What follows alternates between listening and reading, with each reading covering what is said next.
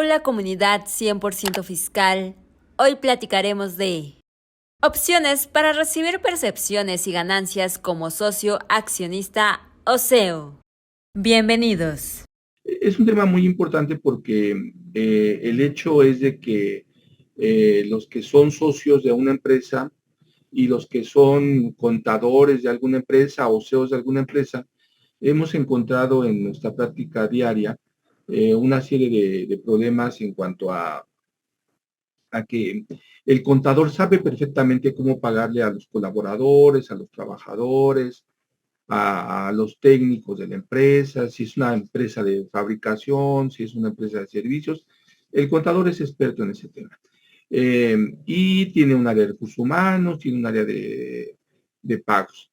Pero por otro lado tenemos al empresario, al dueño de la empresa, al CEO de la empresa, y ellos normalmente no tienen esa percepción que debería de otorgarles la empresa.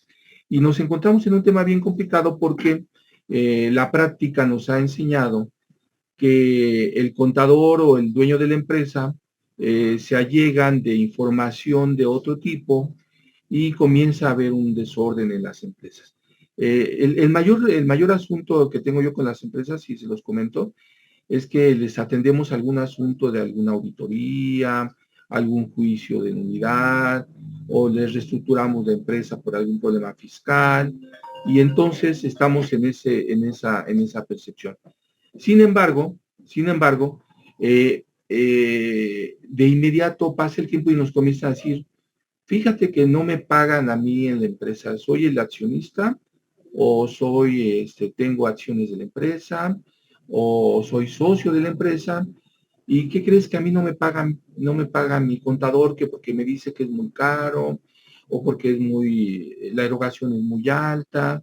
Y entonces, ¿cómo percibes ingresos? Esa es nuestra pregunta normal, ¿no?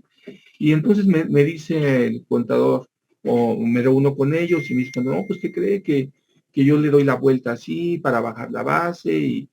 Y yo les pregunto a los contadores, ¿y a usted quién le dio esa idea, no? ¿A usted quién le dio esa actividad para que usted lastime de esa forma a la empresa?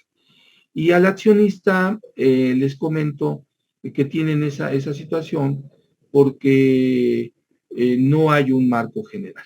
Entonces, en esta pequeña presentación vamos a iniciar nuestra plática. Les comento que nuestra plática se fundamenta en el artículo 197 del Código Fiscal de la Federación, así como en el 89, último párrafo del Código. Son recomendaciones, son sugerencias apegadas a las disposiciones de la norma en materia fiscal. Adelante, por favor. ¿Sí? Como les bien comentaban en la asociación, el material lo podemos bajar, amigos, a partir del chat o a través de los correos o de las redes de 100% fiscal como de la asociación de empresarios. Adelante, por favor. ¿Sí? Al final les vamos a regalar tres diagnósticos a los empresarios que quieran o a los contadores que quieran, tres diagnósticos de evaluación de cómo le puedo pagar a mi socio, a mi accionista, a mi jefe, al CEO de la empresa, de una forma apegada a las disposiciones normativas. Adelante, hoy como comentaba en la sesión, nos acompaña el ingeniero y contador Raúl Dávila Martínez, él maneja este tema desde hace un buen rato, y la contadora Deyanira Rocío Morales Sánchez, y les voy a platicar por qué va a estar Deyanira en este tema. Sí, adelante, vamos. Bueno, empezamos, ¿no? Como les comentaba, una de las problemáticas más importantes que tenemos, y voy a ir entrando en el esquema, es en el sentido de que hemos encontrado que una gran parte de los socios o accionistas de las empresas tienen constantes auditorías por dos razones. O por presuntiva de ingresos, ¿sí? Que es la más complicada, ¿sí? Y esa presuntiva de ingresos es porque nuestro amigo socio de una empresa, que su empresa genera excelentes resultados, excelentes ganancias, y voy a hacer una diferencia, por eso le pusimos al título ganancias, no utilidades, ya platicaremos del tema. Resulta que tiene discrepancia fiscal y el SAT le dice, oiga, a ver, si usted en sus cuentas bancarias tiene 100,000 pesos o 1,000,000 de pesos, explíqueme usted, le dice el SAT, cómo que es que usted gastó 5 millones de pesos o 10 millones de pesos en este ejercicio. ¿Y por qué? Porque le hicieron llegar a nuestro socio accionista recursos de forma incorrecta, ¿sí? Y después ese millón de pesos que se convirtió en 10 millones de pesos, ¿sí? Porque tuve ingresos que no tenía yo registrados. O tengo discrepancia fiscal. Declaré menos de lo que percibí. Y entonces dice, pero ¿cómo declaré menos de lo que percibí? Pues sí, de la empresa como tal me dieron ese millón de pesos, pero yo tengo 10 millones de pesos en mi cuenta, que llegaron a través de otras figuras. Llegó a través de un préstamo, llegó a través de una transferencia, de una devolución. Incluso hemos tenido casos muy interesantes en el que supuestamente es una herencia, y una serie de cosas que están fuera de toda lógica. Hoy hablaremos, amigos, de estos temas. Hoy hablaremos de estos temas y cómo darle una salida pues a nuestro jefe empresario, al dueño de la empresa, al que dirige la empresa. Y otra situación que hemos encontrado y que es muy terrible, es que la mayor parte de estas recomendaciones han llegado porque nuestro amigo se reunió con otros empresarios, se reunió, o el contador se reunió con los contadores y le dijo, no, pues mira, la forma es esto, ¿no? Y vamos a los terrenos del 69B, vamos a los terrenos de los artículos que nosotros les decimos en el despacho a los 50 de los códigos, que son diferencias que la autoridad va a determinar a través de una base de datos que está contenida en el artículo 63 del Código Fiscal de la Federación. Hoy vamos a hablar entonces, amigos, de las figuras que sí están en la ley y que no le van a generar problemas a nuestro socio accionista. Vamos a decirle qué ventajas tiene que le paguen con sueldos, cuáles son los límites de los sueldos, cuáles son esas reglas de los sueldos, cuáles son los instrumentos jurídicos de cada una de estas figuras, porque además las ocupamos, ¿sí? Cuando llegamos a ocupar esas figuras que no están dentro de la norma o no están bien fundamentadas, no están soportadas jurídicamente, carecen de materialidad, carecen de razón de negocio. Y lo peor aún, amigos, la empresa que hizo el favor de pagarle a nuestro accionista está en la lista del 69B o no está localizada. Y ahí en el 69, acuérdense que tenemos los dos problemas, ¿no? Se va la empresa al 69B por dos razones. Una, o porque cuando la autoridad la revisa no tiene materialidad, razón de negocio, no tiene infraestructura, capacidad técnica o materialidad. O dos, la más delicada, la más sencilla y la más complicada, porque la empresa no fue localizada en el domicilio fiscal. Y entonces, oye, pues no fue localizada, pues sí, no fue localizada y te la mando al 69. Otra situación que tenemos que es de moda, pagarle a los accionistas con asimilados salarios es una gran ventaja, es una gran ventaja. Pero también ha habido un abuso de la figura de asimilados salarios. Por eso la autoridad la revisa, porque la empresa que le pagó a nuestro amigo no está en ninguna, no está jurídicamente bien computada. Además hace una retención y nunca le entera. Y después, el obligado solidario es nuestro accionista. Vamos a platicarles, amigos, de los servicios independientes, de las comisiones mercantiles. Yo trabajo en la empresa, soy accionista, pero también consigo clientes. Y la mayor parte de las empresas en este país, todavía muy a la mexicana, aquí nuestros empresarios son Padre, Hijo y Espíritu Santo al mismo tiempo, ¿sí? Casi son el que abre la puerta, casi los sábados van a hacer la limpieza y tienen 1,000 trabajadores, ¿no? Es increíble esto. Tenemos regalías, ya les platicará el ingeniero y la contadora Yanira de la forma de regalías. Tenemos también asistencia técnica y que le pueden generar un ingreso a su socio accionista. Tenemos también cómo le pagamos, a pesar de que soy socio, también soy administrador y soy accionista real, pero también soy consejero, porque tenemos también accionistas en las empresas que no laboran en la empresa, solamente son accionistas de aportantes de capital. Pero también puedo ser consejero de la misma empresa. ¿Cómo me van a pagar honorarios como consejero administrativo? Luego también tenemos un problema muy serio en las empresas en revisiones de auditoría, que todo le quieren hacer al dueño de la empresa a través de préstamos. Pero dice la autoridad, ok, qué bueno que le prestaste, qué bueno todo, ¿te está pagando intereses? Es que no hay razón de negocio, no hay materialidad, no hay motivo para que tú recibas préstamos de la empresa y no pagues impuestos. Y entonces ahí la autoridad nos va a aplicar una figura, ¿sí? De honorario fictus, ¿sí? O sea, yo le pagué con la intención, con la figura de préstamo, con la intención de no pagar impuestos. Pero la autoridad llega y te audita y te determina el impuesto más la multa, más los cargos de presión, y esos 100,000 pesos que le prestaron, ese millón de pesos que le prestaron, se convirtió en un crédito fiscal en 2 millones de pesos. También vamos a platicar, amigos, de las figuras puras de la empresa, ¿sí? Vamos, si soy accionista, yo hice aportaciones, ¿cuándo me van a dar mis dividendos? ¿Cuándo me van a dar? Ya tuvimos utilidad los últimos 5 años, ¿sí? O quiero retirar recursos de la empresa para invertir en otra empresa. ¿Cómo voy a reducir ese capital? ¿Sí? Y ese capital me lo van a pagar al valor que inicialmente aporté o se va a actualizar.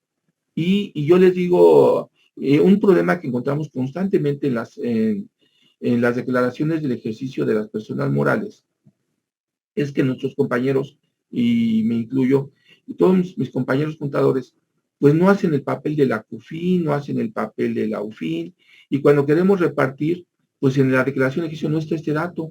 ¿Cómo le repartimos a nuestro empresario? ¿Cómo le repartimos a nuestro empresario? Luego, dice el contribuyente, el accionista, oye, quiero enajenar mis acciones. O viene una sucesión en la empresa. El papá le quiere dejar las acciones a los hijos. O el papá quiere vender esas acciones. Y resulta que las acciones no están soportadas documentalmente. No tenemos un valor de acciones. Las declaraciones desde cuando inició la empresa, nunca hubo actas de asamblea, nunca hubo actas de asamblea ordinaria y extraordinaria, nunca, ahora que tenemos obligaciones muy fuertes como que tenemos que dar de alta a los accionistas de acuerdo al 27 y de acuerdo al código de los accionistas, darle un aviso al Servicio de Administración Tributaria, no nos hemos dado de alta. Dice el SAT, para mí esta operación no existe porque este señor desde hace 5 años te dije que los das de alta y no los das de alta. En mi acta, en mi base de datos no aparecen esos accionistas. Y en mi acta de asamblea vendimos las acciones, pero ¿qué crees? Nunca la protocolizamos, nunca la llevamos ante notario público y soy accionista en falso. Y peor aún, amigos, y ahorita ya les platicará el ingeniero y la contadora, que vamos a las obligaciones de la constatación fiscal de contribuyente y no aparece la obligación de accionista, y no aparece la obligación de pagar intereses, y no aparece la obligación de préstamos, y no tiene actividad económica. Pues entonces, ¿cómo quieren que le paguemos a nuestro accionista si nosotros no lo protegemos? Y al revés, yo me pongo en el lado del accionista. Hay que exigirle al contador que me muestre sus documentos. Y si no tienen una guía, pues aquí en la asociación estamos para apoyarlos. Oye, estoy viendo que yo como contador, díganme qué le hago aquí a mi socio, cómo le hago a mi jefe para que pase esto. O al revés, yo soy el accionista y le digo, oigan, pues ayúdeme para allá, ¿qué le pido a mi contador, no? Porque yo necesito recursos, ¿sí? Nosotros desde hace muchos años en la asociación hemos hecho este trabajo apoyándolos, a los que son socios y a los que no son socios también están invitados a esta situación. Y luego les comento, ¿no? Invertí en la empresa y nunca recibo dinero, solamente tengo unos depósitos ahí extraños, ¿sí? Por eso llega la autoridad y me determina dividendos fictos. Me dice la autoridad, dividendo ficto en razón de que utilizaste una figura que no apegada a las disposiciones fiscales y por lo tanto yo te determino un crédito fiscal mucho más alto de lo que percibes. O esta discrepancia fiscal que les comento, o esta presuntiva de ingresos. Entonces, amigos, los invito a que platiquemos, escuchemos de la forma más abierta. Sé que va a haber preguntas, la asociación lo sabe, va a haber preguntas especiales que me dicen, oye, pues yo no me atrevo a preguntarle aquí.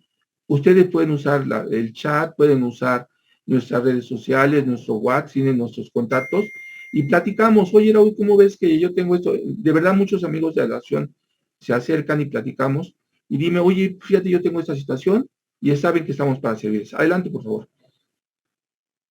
Bueno, Pues yo voy a invitar al contador e ingeniero Raúl para que nos platique, Raúl, a grandes rasgos, toda esta problemática que tenemos y lo vamos a ir amarrando con figuras de solución, ¿no, Raúl? Vamos a ir diciendo, mira, yo tengo este problema y lo puedo ir a grandes rasgos les di como un pequeño diagnóstico.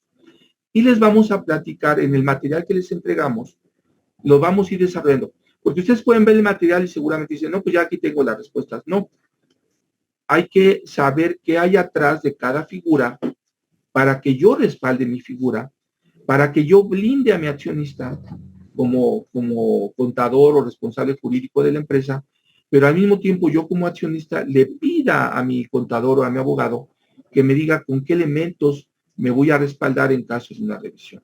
¿Sí? El material, amigos, ya está aquí en el chat. Si me comentaban que hay algunos que han tenido problemas para descargarlo, manden un mensajito, aquí está el material, manden un mensajito a nuestros WhatsApp o a nuestras redes o a la asociación y les regresamos el material de inmediato si es que por su equipo o de alguna característica no lo pueden bajar de inmediato. Pues sí, Raúl, entonces platicábamos que el gran problema que tenemos con nuestros socios, accionistas, CEOs de las empresas, soy el CEO de la empresa, pero también acordé con la empresa que me iban a pagar un porcentaje. Soy el CEO de la empresa y realmente los accionistas pues no están aquí, pero yo soy el que la dirige. Yo soy el que dirige la empresa. Ellos nada más están en el consejo de administración y me dan guías. ¿Cómo le hago, Raúl? Porque tenemos un problema muy serio, ¿no? ¿Sí? El asunto es de que el cliente, el accionista, tuvo esas operaciones y el contador o algún amigo le dijo, no, pues mira, de esta forma hazlo. Van y compran una factura, la empresa que les dio el recurso, porque lo hemos visto tantas veces en los tribunales ahorita, y le depositan al socio ese recurso en efectivo. Y entonces ya tiene ahí una presuntiva de ingresos de un recurso que no sabe dónde sacar. O le depositan de una empresa que está mal hecha, que no presenta pagos provisionales, que no presenta declaración del ejercicio, que no la localiza el SAT. Y luego yo les hago cuentas aquí a los amigos y les digo, pues mira, si hacemos cuentas de cuánto nos está costando esta jugada que ya tenemos que atender en la auditoría, pues te salió más caro la retención y el pago que le hiciste, porque además le pagaste al amigo, le pagaste una comisión. Y aparte le pagaste el IVA, y entonces ahí ya traes 20%, ¿no? Y aparte te lo deposito y estás en un problema porque no te lo localizas, ¿no? Hay que analizar estas situaciones costo-beneficio. Yo siempre les digo a los amigos, a ver, para ser fiscalista no necesitas ser contador, pero tampoco necesitas ser abogado. El primer elemento es que tener criterio de análisis. Ya después lo demás es una parte técnica. ¿Sí? Eso es lo que tenemos que analizar. Y entonces le sacan recursos al socio y le depositan el recurso. Y le paso los micrófonos al contador e ingeniero Raúl para que comience a platicarles y meterlos en este tema y podamos ver algunos ejemplos, ¿no, Raúl? Muy claros de beneficio para nuestros amigos. Adelante, Raúl. Buenos días, comunidad. Efectivamente, bueno, vamos a tener la plática de opciones para recibir percepciones para socios, accionistas y CEO. Vamos a empezar con esta lámina que es el diagnóstico. Todos estos puntos de los diagnósticos son los que nosotros nos hemos encontrado con la realidad, con otras empresas con las que hemos trabajado y con las que se han podido corregir o hemos analizado alguna situación. Por ejemplo, en el diagnóstico, en el primer punto ponemos que la autoridad fiscal detectó ingresos de facturas que no amparaban operaciones reales para pagarle al socio. ¿Qué nos hemos encontrado? Que al socio le quieren pagar, por ejemplo, como si fuera un trabajador. Le hacen el cálculo como si le fueran a retener impuestos sobre la renta, pero en realidad nunca se pagan impuestos sobre la renta y de repente llega la autoridad y ya saben qué grave es no pagar retenciones de cualquier impuesto. La autoridad en el mismo mes o al mes posterior ya te lo está exigiendo. Entonces, la autoridad al analizar estas salidas de dinero, pues obviamente encuentra estos hoyos porque no se están realizando de manera correcta y aunque tu percepción o tu ideal sea pagarle al socio de manera correcta, no se está realizando o no se está haciendo el procedimiento correcto. Se inventan conceptos pues para sacar dinero como El socio compró esto para la empresa, ¿y dónde está el CFDI que ampara esa salida de dinero? La autoridad, pues, como lo acaba de comentar, los depósitos en efectivo, la autoridad saca dinero y se lo deposita al socio. Pero ¿cuánto le quiere depositar al socio? ¿Qué cantidad le quiere depositar al socio? Ahorita estamos con la ley de lavado de dinero y ya están persiguiendo esas salidas mayores por lo menos a 50,000 pesos. Y hay que recordar que en el mismo diario oficial de la Federación ya se prohibió a las empresas sacar más de 50,000 pesos en efectivo diarios para las empresas. Si se dan cuenta, ya no estamos encontrando con muchos frenos o muchas medidas por parte de la autoridad, pues para vigilar esta parte. Entonces, no hay una explicación lógica de que los accionistas tengan excedentes en sus percepciones en efectivo. ¿Y a qué vamos? A presuntiva de ingresos o para la misma empresa que también tenga discrepancia fiscal. Al final, todo esto nace desde el asesor, el contador y el socio al mismo tiempo. El socio puede tener la idea, el socio puede tener el movimiento, el know-how de cómo se maneja el negocio, y el contador debe de estar ahí, por favor, puede estar ahí para darle alguna recomendación y decir, sabes que yo te recomiendo que por acá, oye, haces esto, ¿por qué no también te podemos pagar de esta forma? Porque también estás realizando esto por parte de la empresa. Y a veces por no tener las cosas claras o por no tener un buen control, pues terminamos metiendo a las empresas en alguna situación. Y esto hablando desde el punto de vista de un contador hacia un socio. Adelante, por favor. ¿Cómo darle dinero al socio sin alterar su información fiscal? Ok, cuando una empresa es creada, tiene su acta de nacimiento, que es su acta constitutiva. El acta constitutiva marca todas las pautas de cómo fue creada la empresa. Viene quiénes son sus papás, que es lo equivalente a los socios, quiénes forman parte de ellos, cuánto pusieron de inversión para saber cuánto es su participación en la empresa.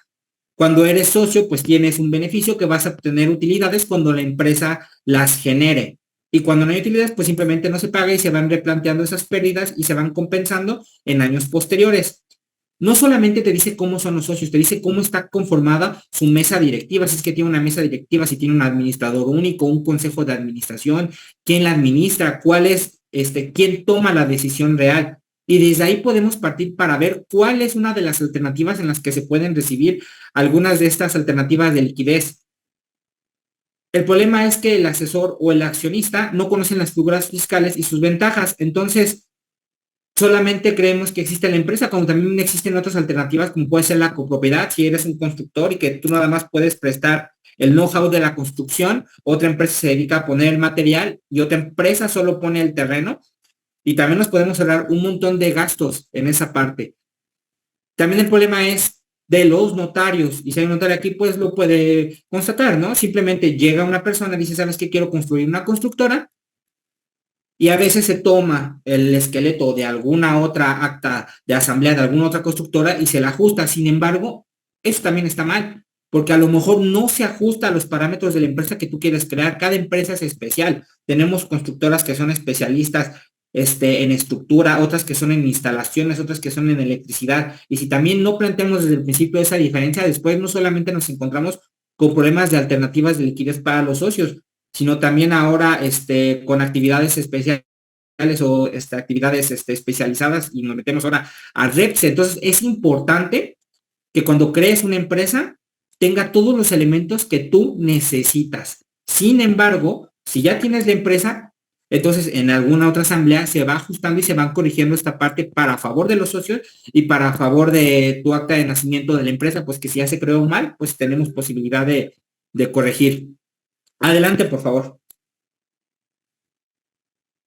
¿Por qué la importancia de remunerar a los socios con una mecánica pegada a la ley? Como lo acaba de comentar el licenciado Raúl Dávila, el socio a veces no solamente es inversor, también realiza las actividades dentro de la empresa. Por ejemplo, estamos hablando de una constructora y resulta que el ingeniero, uno de los socios, también es la persona encargada del cálculo de los cálculos estructurales para definir cuánta varilla o cuánto acero o qué metraje va a ser.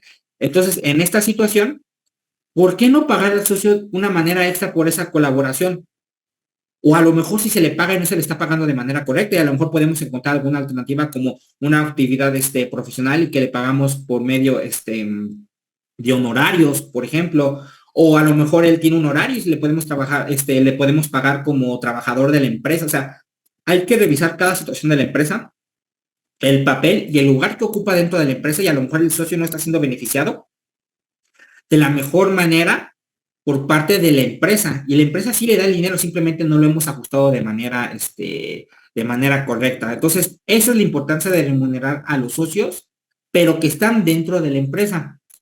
En la que sigue, por favor, Dulce, vamos a encontrar quién es el verdadero socio, el que nada más aportó el dinero. El socio llegó, invirtió en la empresa y él nada más tiene una sola labor, que es recibir dividendos, recibir utilidades.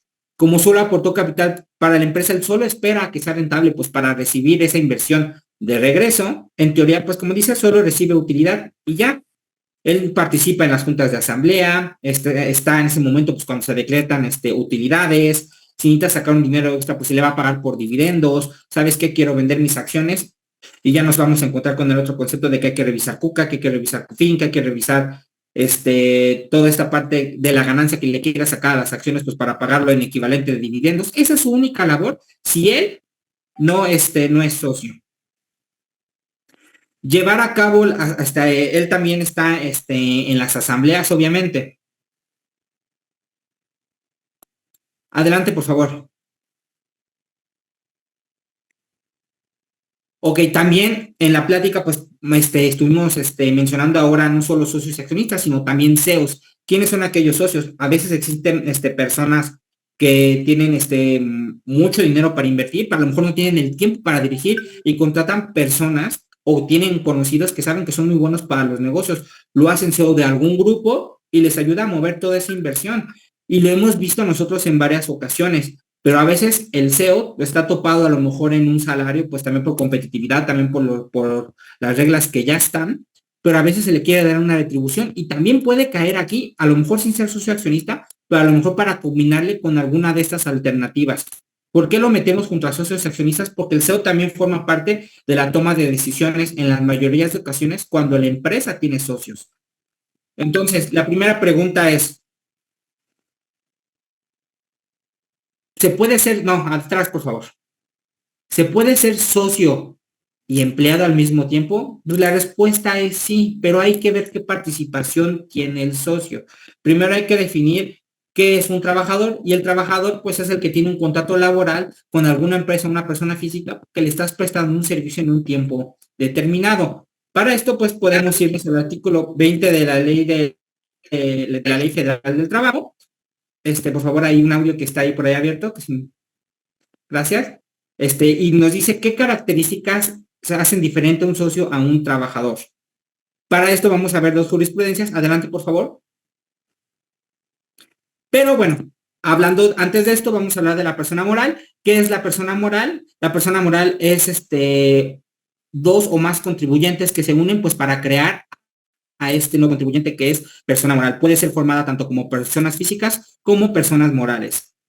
En el artículo 1 encontramos cuáles son esas personas morales que pueden existir, y también existen las de naturaleza civil, como pueden ser las sociedades y las asociaciones civiles. Adelante. Esto lo vamos a ver en las actas de asamblea, obviamente. Espera un tantito. Ok. Bueno, vámonos a las tesis del IMSS. Primero, tesis del IMSS. La primera tesis te dice de rápido cuáles son las tres jerarquías básicas de una empresa para saber si un socio puede participar como trabajador o no. ¿Por qué nos vamos al IMSS? Porque luego los contadores lo primero que me comentan es, oye, sí, pero es que es socio y él no puede ser afiliable al IMSS. A ver, espérate, no es que sea afiliable. Hay que leer bien las leyes y ver si sí le es aplicable. No todos se pueden adecuar. A lo mejor el socio sí es trabajador y no forma parte de la mesa directiva. Entonces vámonos primero a esta tesis que te dice, existen tres jerarquías. La primera de las administraciones de una empresa. Pero me cierro esta ventanita. La primera es la Asamblea General de Accionistas, o puede ser un administrador único o un consejo de administración, o gerentes generales y especiales. Dependiendo de cuáles son las características de tu empresa y cómo sean las tomas de decisiones, ya podemos ver quién forma parte o no. Lo único que te dice el IMSS es, si es socio y aparte está en la toma como administrador único o como presidente del consejo de administración, esa persona sí no es afiliable al IMSS. ¿Por qué? Porque el IMSS está hecho pues para trabajadores, ¿no? Sin embargo, nos podemos encontrar con que el socio tiene un carácter de gerente general, pero no es presidente de la mesa directiva y no es administrador único. ¿Puede percibir sueldo? Claro que puede percibir sueldo. Entonces hay que verificar lo que les digo, cada socio, cómo está en la participación en la acta de asamblea, no nada más llegar y decir, ¿sabes qué? Es socio, él no puede estar como trabajador. Adelante, por favor. También, gerente general y administrador único, lo que les tengo comentable, no es afiliable al IMSS. Aquí les metemos las tesis para que las vayan viendo, pero en resumen es eso, sí, es la toma de decisiones de la mesa directiva o administrador único, no es afiliable al IMSS. Pero, en el caso de sociedades cooperativas, en ese caso sí hay una particularidad, sí pueden ser afiliables del IMSS, solo para sociedades cooperativas. Por eso es importante ver cuál es tu objeto social y cuál es o cómo estás conformado. Adelante, por favor. No, un comisario no puede ser afiliable al IMSS porque no forma parte de la empresa, no recibe un salario. Y por lo general los comisarios no forman parte de la plantilla. El comisario está para estar nada más revisando qué pasa en la asamblea. Perdón, o sea, es Raúl, lo que les estoy diciendo. Es esa perdón, parte Raúl, ahí en la situación de comisarios hemos tenido mucho ese caso, ¿no? Acuérdense que el comisario es el órgano de vigilancia de la empresa, ¿no? Si bien él tiene las funciones de vigilar que se cumplan las disposiciones de la norma y que se cumplan las disposiciones. Y la parte del IMSS, sí hay forma de que ustedes puedan dar de alta a su trabajador, a su colaborador, a su accionista en el IMSS, pero bajo otras condiciones, ¿no? Como les vienen a comentar. Si él es el que toma las decisiones finales, de acuerdo a la autoridad, no podría ser afiliable al instituto. Aunque tenemos gente afiliada al instituto, pero lo que va a perder al final va a ser sus puntos para pensión, ¿no, Raúl? Porque el instituto le dice, págame, a mí págame, ¿no? El problema viene cuando evalúa al final el instituto y dice, bueno, nada más que en ese momento tú eras el administrador único de la empresa, ¿no? Pero, ¿por qué? Porque el IMSS va a hacer toda una evaluación de estos datos, ¿no? Y acuérdense que aquí en este caso, en el caso del comisario, pues él es el órgano de vigilancia de la autoridad, no tiene una percepción como tal. O sea, sí puede recibir una remuneración, pero no es una remuneración asimilada a un salario, ¿no, Raúl? Y aquí el asunto, la clave es el análisis de si nuestro colaborador tiene que ver con una función y un elemento que marca la norma. Y también lo hemos peleado y los hemos ganado, les comento. ¿Por qué? Porque el trabajador está subordinado, sí. Oye, pero es el accionista, pues sí, pero está subordinado, ¿no? ¿A quién? A un consejo de administración. Y ahí está la clave, ¿no, Raúl? 2, ¿tiene un horario? Sí, tiene un horario también como los demás, ¿no? ¿Sí? ¿Cumple órdenes? Pues sí cumple órdenes porque tiene un plan de trabajo, ¿no? Entonces, ¿cuáles son los elementos de la subordinación? Pues que tenga un horario, que reciba órdenes, ¿sí? Y que además tiene una percepción, ¿no? Entonces, tenemos que tener mucho cuidado en esos puntos. Y les comento, hemos ganado algunas situaciones ante el instituto. ¿Por qué? Porque el elemento fundamental está demostrado. ¿Quién es el jefe superior en una empresa? El consejo de administración, ¿no? ¿Sí? Entonces ahí sí hay que tener mucho cuidado. Adelante, Raúl. Sí, muchas de estas preguntas que están realizando en el chat se van a ir contestando más adelante. Por ejemplo, ahorita me dice, bueno, comentas Gisedillo, ¿no? Que si ser socio no te limita, no, al contrario, te abre las posibilidades y ahorita que vayamos viendo las opciones, pues las vas a ver, porque depende mucho de qué actividades tiene el socio. Y como dice Margarita Nava, en el índice que le dijeron que si tiene función en el acta constitutiva o bien accionista, no. Te estoy explicando qué características, y es la toma de decisiones, y el mismo IMSS está poniendo estas tesis, entonces simplemente es tú cómo lo estás justificando y ver la actividad real del socio. Y bueno, si el socio es un trabajador, obviamente, ahorita lo voy a comentar, Hilda, sí, el sueldo o la percepción que va a recibir debe estar al nivel de los demás colaboradores de la empresa. Y esto lo vamos a ir viendo porque es algo observado no solamente por la autoridad del IMSS, sino también por parte de la autoridad del SAT, porque estamos viendo aquí lo que son las diferencias de competitividad y aquí ya estamos viendo hasta precios de mercado en otras ocasiones. ¿sí? Adelante, por Adelante, favor. Raúl. Ahorita, más adelante en un ejemplo le vamos a contestar a Pati de la parte de actividad empresarial, Patricia, para que veamos qué opciones le damos a nuestros empresarios que no son personas morales, sino que son personas físicas, y cómo hay disposiciones especiales para este tipo Ok. de personas, ¿no? Bueno, voy a A ver, empezar Raúl, a entonces, platicar con platícales, las Raúl. opciones apegadas al impuesto sobre la renta, en este caso sueldos y Sí. salarios, y con las preguntas que van dando. Ahorita no voy a contestar preguntas, sino las voy a ir contestando en cada uno de estos puntos para que vayámonos quitando de dudas. Primero, sueldos y salarios. ¿Qué es un sueldo de manera rápida? Pues una persona física le presta servicio a otra persona física o moral y es una persona subordinada. ¿Qué quiere decir? Que recibe instrucción de estas personas que te estoy mencionando, o sea, tu jefe o tus jefes en caso de una persona moral. Segundo, tienes un horario.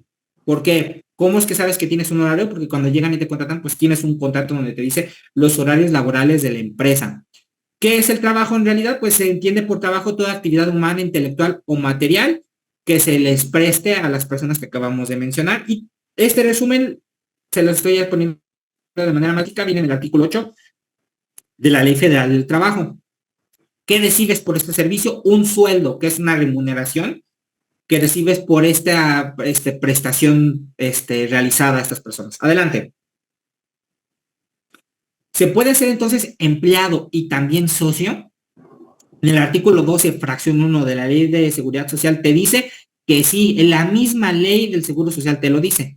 Pero si un accionista socio llega a desempeñar un puesto de trabajo dentro de la empresa, de la estructura orgánica de la empresa o sociedad y recibe un salario por ello, adquiere calidad de trabajador. Entonces aquí ya respondo una de las primeras preguntas que me acaban de realizar. ¿Sí puede ser trabajador? Sí, pero si es trabajador y aparte es el presidente de la mesa directiva, como ya te lo dije en las tesis, no, por eso te digo que cada caso de cada socio es diferente y es de análisis. No te estoy diciendo, todos los socios los puedo meter de trabajadores. No, aquí es el análisis por socio y por empresa, no es general.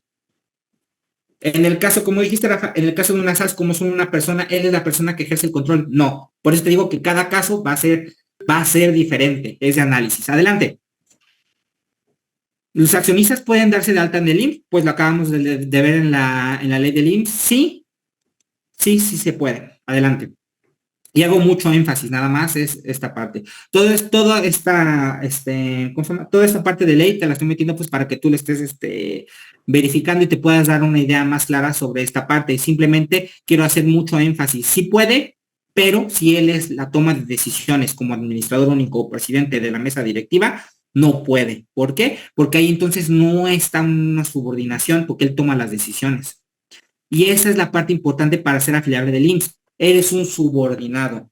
Al formar parte de la mesa directiva como presidente, que tienes la última palabra, pierdes esta parte de poderte darte de alta del IMSS y como socio, pues no podrías estar percibiendo sueldos y salarios y ser afiliable al IMSS. Por eso digo que es el análisis de cada uno. Adelante. Subordinación, salario y accionista, igual te dejo más información para que lo puedas checar. Adelante. Simplemente toda esta información es complementaria. Y este cuadro hay que prestarle mucha atención. Aquí, durante la plática puse estos cuadros en cada una de las opciones apegadas al impuesto sobre la renta y está dividido en 4 partes donde viene la fundamentación, donde tú la puedes ir a buscar si quieres verla de manera amplia y te pongo 3 pequeños resúmenes rápidos para que entendamos sueldos.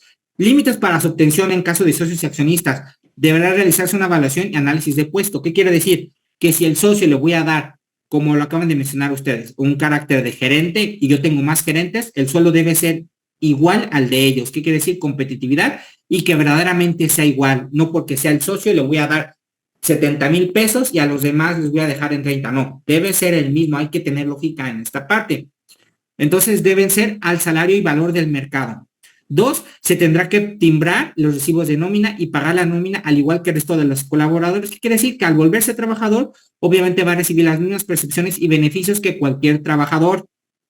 ¿Qué reglas especiales hay para el socio accionista?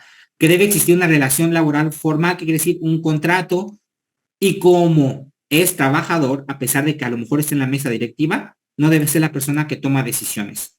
2, ¿qué beneficios existe para el socio? que es afiliada al IMSS, por lo tanto tiene seguro y tiene crédito Infonavit y sus demás prestaciones de ley por beneficios de las prestaciones que reciban los demás trabajadores. Y para la empresa, ¿qué beneficio hay de que el socio esté trabajando ahí? Es que es una parte, es una deducción más para la empresa. ¿Qué instrumentos jurídicos sustentan esta parte? Bueno, pues el pacto entre socios es, ¿qué quiere decir? Un contrato que estipule la relación laboral entre el accionista o socio que sea trabajador con su misma empresa. Y debe de estar todo igual de claro como el de cualquier trabajador y debe haber una materialidad y razón de negocio de por qué lo estoy contratando a él. ¿Por qué? Porque el socio es una excelente persona de ventas y es mi gerente de ventas y por eso lo puse en esta posición clave y por eso me interesó no solo hacerlo mi socio, sino aparte es mi trabajador en esta parte como empresa. Por eso les digo, cada caso es particular. Adelante. Sí, y además una situación bien interesante, Raúl, antes de que dejemos salarios. Tenemos en el IMSS tenemos una situación que tenemos que analizar los contadores y los abogados que nos dedicamos a la materia, que cuando ponemos al socio en el régimen obligatorio y cuando lo ponemos en el régimen voluntario. Y tenemos que medir las dos situaciones. Entonces, cada caso, como les comenta el ingeniero, el contador, es específico para analizar. Nosotros tenemos accionistas que los hemos, pues técnicamente llevado a la pensión y siendo socios de empresas grandecitas, ¿no? Entonces, ahí tenemos que analizar cada caso en específico, ¿sí?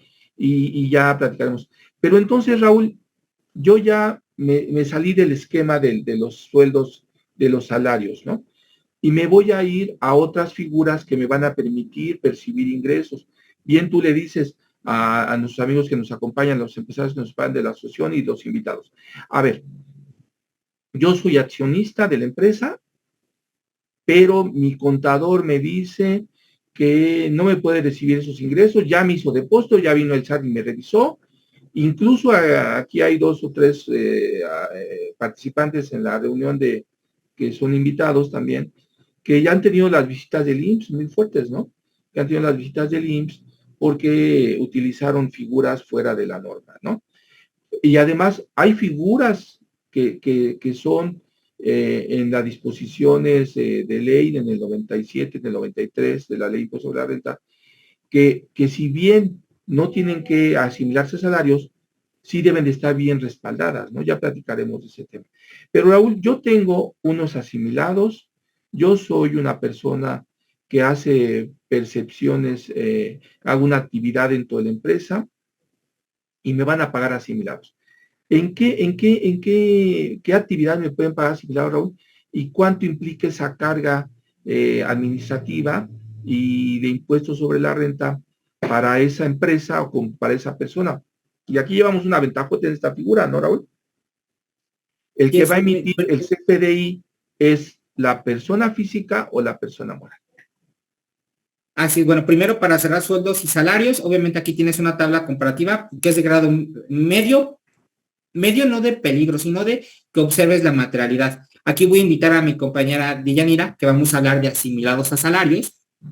¿Y por qué vamos a cambiar el esquema? Efectivamente, como tú me dices, sueldos y salarios se puede ajustar para un socio que esté diario en la empresa. Pero si el socio no está siempre en la empresa y me presta o le ayuda a nuestra empresa a algún servicio esporádico, entonces vamos a ver las siguientes opciones. Ahora sí, la que sigue, por favor, Dulce. Vamos a hablar de asimilados a salarios. Aquí, a pedir que me acompañe Deyanira. Si puedes prender tu micrófono, por favor, Dilla. Sí, muchas gracias, ingeniero y contador José Raúl. Bueno, buenos días, agradecemos su presencia en la plática impartida pues el día de hoy. Otra opción que tenemos pues es el pago mediante el régimen de asimilados a salarios. Aquí en este régimen pues el trabajador va a prestar sus servicios de manera independiente, pero pues va a contar con algunas similitudes con el régimen de sueldos y salarios. Y bueno, de manera concreta aquí los salarios que se asimilan pues van a consistir en que el trabajador va a ser independiente y va a brindar sus servicios de manera eventual a la empresa. Estos pues no van a estar obligados a emitir pues una factura o a pagar el impuesto al valor agregado, contrario a los trabajadores que reciben pues un ingreso por el pago de honorarios. Aquí la empresa es quien va a realizar la retención del 30% del impuesto sobre la renta, no va a existir una relación de subordinación laboral y el pago pues se va a realizar de manera similar a los asalariados. Y aquí un punto muy importante es que los trabajadores pues deben de estar dados de alta ante el Servicio de Administración Tributaria y contar con su RFC. Adelante, por favor. Bueno, en cuanto a los límites para su obtención, aquí el artículo 94 de la Ley del Impuesto sobre la Renta nos menciona que el tope es de 75 millones de pesos, pues para quienes opten por pagarle a sus socios mediante esta opción. Ahora bien, si ese tope pues se rebasa, se tendrá que pagar sus impuestos pues conforme al régimen de actividades empresariales y servicios profesionales. En cuanto a las reglas especiales, aquí como ya lo mencioné anteriormente, no va a existir una relación de subordinación y la empresa pues no le va a poder exigir una jornada laboral al socio, ya que se trata pues de un servicio especial en un periodo de tiempo determinado. El pago pues se va a efectuar de forma similar a los asalariados solamente para fines fiscales y debe de realizarse pues la materialidad para que se tenga un soporte documental relevante e indispensable para amparar pues la realización de esta operación. Aquí en instrumentos jurídicos pues se recomienda que se realice un contrato por la prestación del servicio profesional independiente pues con el objetivo de aportar un documento ante las autoridades de la naturaleza de los servicios que se van a estar prestando, y también pues el contrato va a ayudar a establecer los derechos y las responsabilidades que van a adoptar pues ambas partes, así como para dejar constancia que no va a existir una dependencia ni una subordinación laboral. Y bueno, pues al igual que los ingresos por salarios, aquí los asimilados deben pagar el ISR conforme a la tarifa mensual descrita pues en el artículo 96 de la Ley del Impuesto sobre la Renta, y a diferencia pues de los salarios, los asimilados a salarios no tienen derecho pues al subsidio para el empleo, y las retenciones de ISR que se realicen pues estas deben de aparecer en el CFDI que van a emitir y entregar. Adelante, por favor.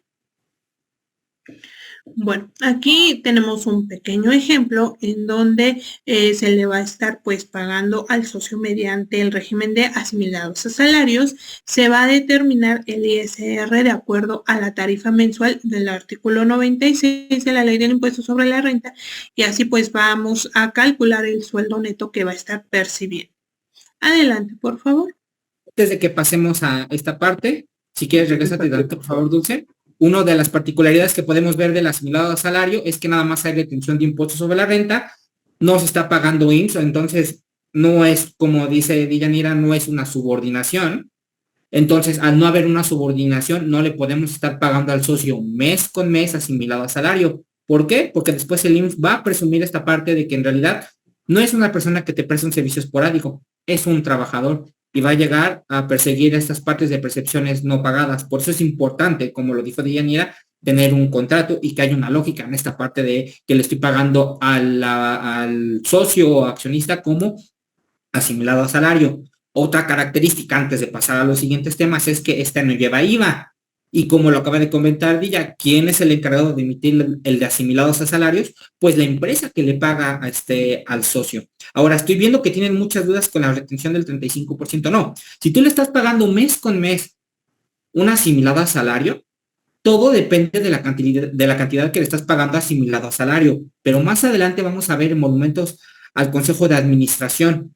Ese sí va topado al 35% por la característica de a qué se le está pagando. Entonces depende qué le estás pagando asimilado a salario. Ahorita Dilla va a platicar qué se paga asimilado a salario y hay que revisar todos los artículos para ver a qué le estás pagando, para ver si nada más nos vamos a ir al porcentaje sobre excedente o nos vamos a ir directamente al 35%. Entonces hay que ver qué estamos asimilando a salario y qué lo estamos pagando. Como les digo, las preguntas que nos están haciendo pueden caer en lo muy general, pero en realidad son muy particulares porque cada uno va a tener una duda diferente y a lo mejor el asimilado contempla más cosas a lo mejor a lo que ustedes están haciendo. Entonces, con las preguntas que me están haciendo, no puedo decirles si es 35 o no, porque no sé qué le estás pagando, por qué concepto le estás pagando el asimilado a salario. Entonces, quisiera decirles si es 35 o no, pero dime qué le estás pagando. Sí, adelante, habría que ver un caso en especial que nos señalaran. Les voy a comentar y voy a hacer un espacio aquí, ¿no, Raúl? Para que veamos. Fíjense, amigos, los que nos acompañan, Hace 3 años, de 5 años para la fecha, pero hace 3 años, tuvimos una tormenta, y están aquí que nos acompañan, una tormenta de invitaciones del SAT a personas que recibieron asimilados a salarios. Hubo una tormenta de situaciones que incluso se convirtieron de carácter penal, ¿no? ¿Por qué? Porque el trabajador, el colaborador, porque ahí en el SAT llegamos a la conclusión de que no era un trabajador, ¿no? Era un colaborador, ¿sí? Para efectos del área gubernamental de gobierno, la figura sí es, se creó, incluso la figura de asimilados se creó para funciones gubernamentales, ¿sí? Y ahí hay una contradicción, pues, o sea, ¿cómo le pago como asimilados en el gobierno? Pues sí está subordinado, ¿no? Pero es otro tema. Pero en este caso, ¿no, Raúl? Aquí tenemos un porcentaje de retención de la tabla y hemos encontrado casos en que los compañeros contadores le retienen ciegamente al trabajador el 35%, cuando la norma tiene otras especificaciones, ¿sí? Entonces tenemos ahí un saldo que hemos estado pagando. Y aparte todavía llegan y nos cobran, nos quieren percibir los impuestos locales sobre los impuestos de carácter local, ¿no? Por nómina. Pero aparte, yo les quiero comentar un asunto muy, muy delicado. Nosotros tuvimos esos casos y cuando la empresa, que es la obligada a que me emita el CFDI con la retención, no lo hace, entonces resulta que el trabajador tenía un problema. Y aquí está mi CFDI que demuestra que me retuvieron, ¿no? Aquí demuestra que efectivamente percibí el ingreso. ¿Y qué es lo que nos pedía el SAT en esas revisiones, amigos? ¿Qué nos pedía el SAT en esas revisiones? En esas revisiones el SAT nos pedía que la persona que fue beneficiada del asimilado al salario, ¿sí? Mostrara qué servicio le prestó a la empresa, ¿sí? Y entonces venían los errores muy serios, porque incluso llegamos hasta la Procuraduría Fiscal en algunos casos, o hasta la Fiscalía General de la República en otros casos, porque resulta que una persona recibía ingresos por 100 millones de pesos por asesoría técnica y teníamos a la persona Dulce, tenemos ahí, y teníamos a la persona, y a lo mejor va a ser como de chiste de meme, teníamos con Kinder 1, ¿no? Kinder 1, y tenía una percepción de asignación por asesoría técnica. 2, la autoridad me dice, ok, demuéstrame qué servicio prestaba esa persona a la empresa, ¿sí? Y la persona que prestaba el servicio, pues no podíamos demostrarlo, no había materialidad ni razón de negocio. 3, decía la autoridad, demuéstrame su capacidad académica o profesional o técnica para prestarte el servicio. Y entonces, como los entrevistaban allá solos, pues no podían decir nada, ¿no? O se quedaban o declaraban situaciones. Aquí mis compañeros fiscalistas penalistas, pues estabas autoincriminándote, ¿no? Pero esos elementos llegábamos y los tirábamos, porque la norma me dice nada más 2 cosas. Dice que te muestren el formato de retención, ¿sí? Si tú crees que esta es una simulación, ese es otro terreno. Pero a mí la norma nada me pide esto. Y el error más grande que teníamos en asimilado, Raúl, es que nunca existía la carta en el que el trabajador le pedía a la empresa que le pagara por asimilados a salarios.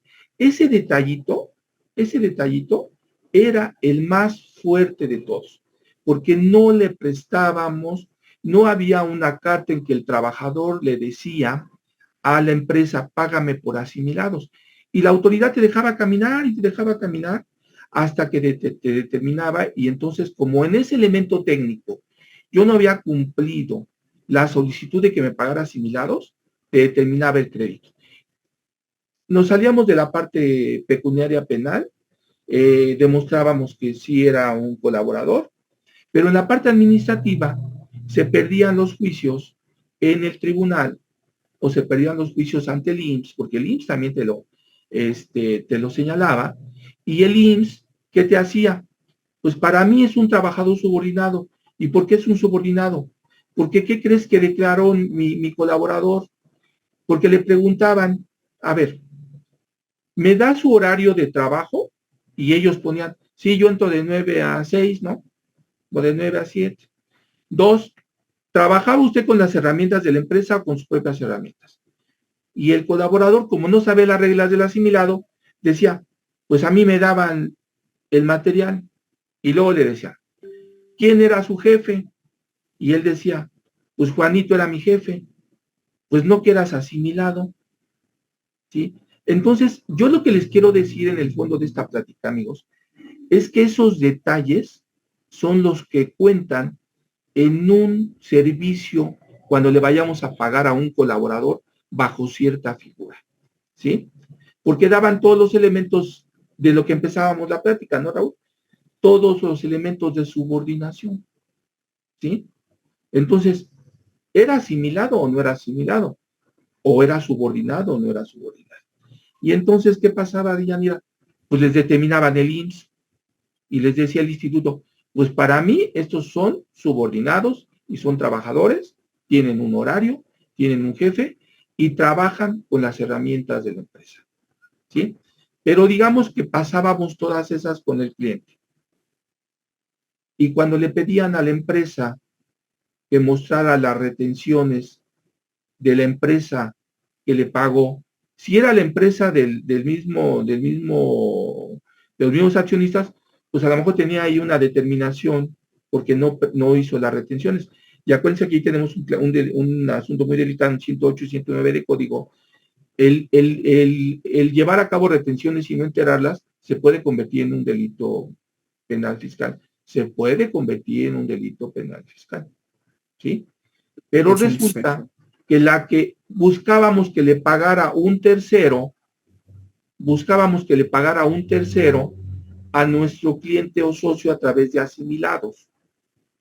Y cuando buscaban a la persona que le pagaba, la empresa esta o no aparecía o estaba en la lista del 69. ¿Sí? Y entonces decían, dígame usted el nombre de la persona que le pagó. Y el trabajador o el colaborador daba el nombre de la empresa en la que sí trabajaba en realidad, pero no conocía a las personas que le pagaron, ¿sí? Y entonces nos salíamos del mundo fiscal de la percepción y nos íbamos a otro terreno, ¿sí?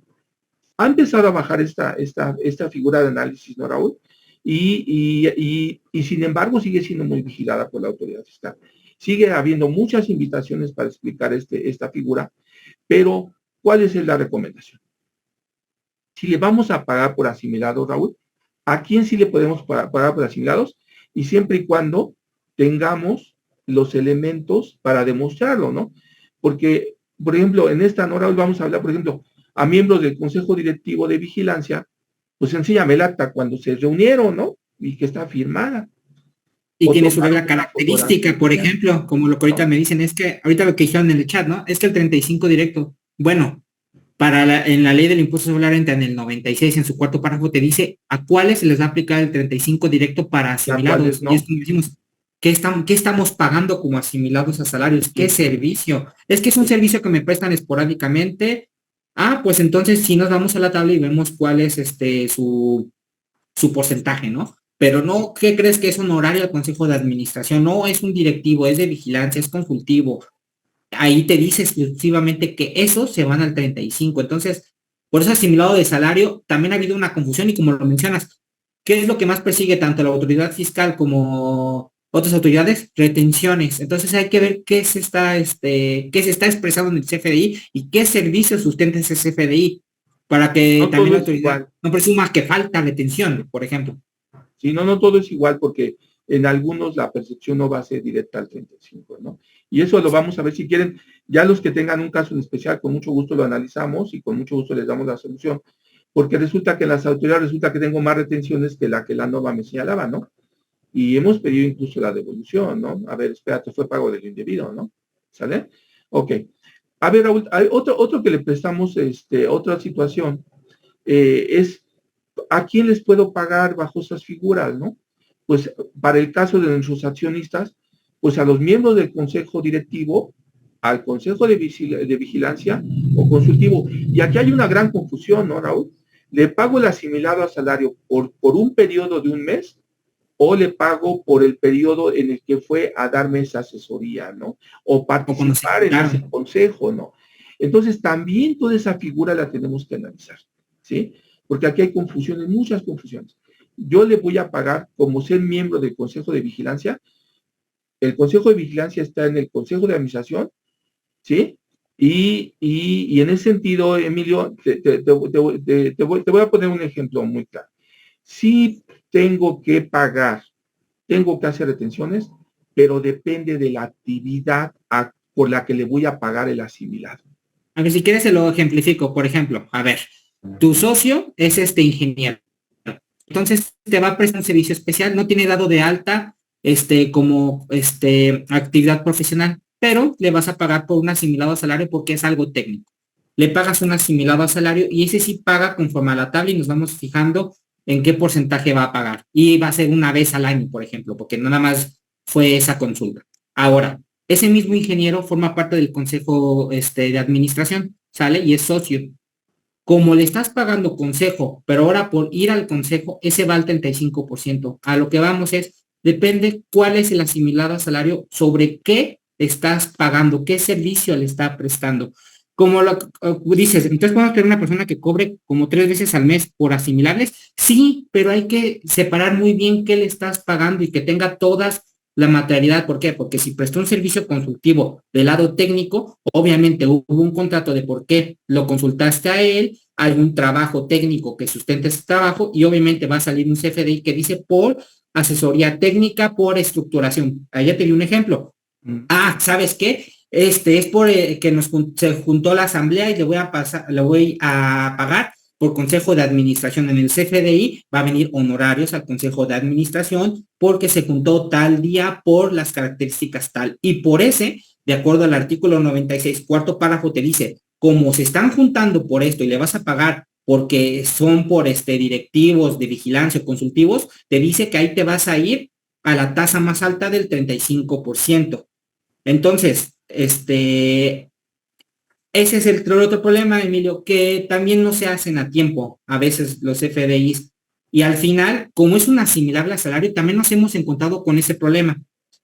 Como es un asimilable a salario, a veces la autoridad manda esa retención al mes que corresponde. Y si, por ejemplo, tú me dices, ¿sabes qué? Fue en mayo y lo hice hasta julio, y tú lo pagas en julio y la autoridad regresa y te dice, no, me lo debiste haber pagado en mayo, ahora recupéralo por medio de una devolución. Entonces, es importante hacerlo de manera correcta y en el mes que es realizado. Y si no, corriges la declaración y lo pagas en el mes correspondiente.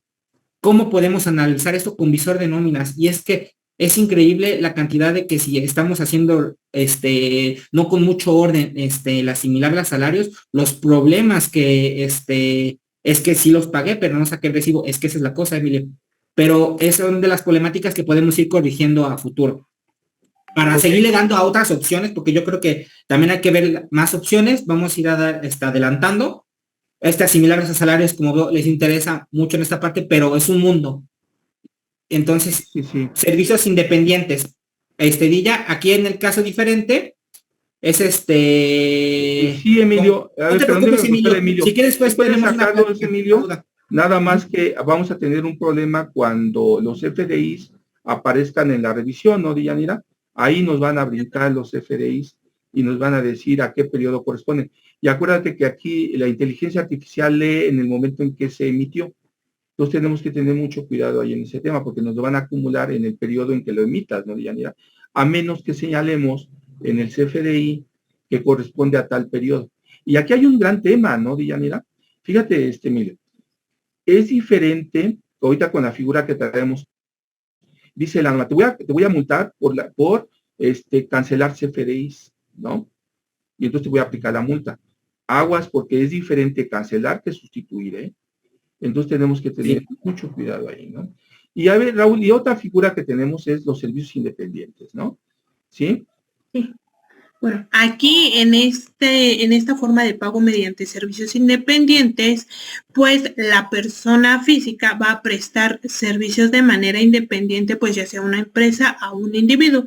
Esto quiere decir que aquí los colaboradores van a brindar el servicio, pero no va a existir una subordinación y tampoco va a haber un salario. lo que se va a tener va a ser un pago por honorarios.